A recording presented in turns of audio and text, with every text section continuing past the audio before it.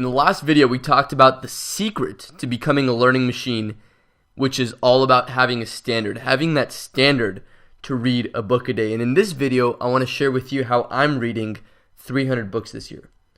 You see, because your standard is your potential to read.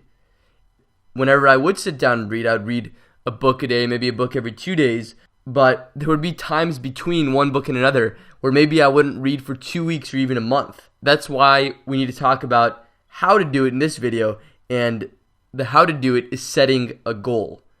You see, so if you have that standard, read a book a day, you'll read it in a day or two when you decide to read. But you need this bigger picture goal to actually make sure how often you're going to read in the first place. So that's why when January came around this year, I told myself and I made the goal and I wrote it down that I'm reading 300 books this year.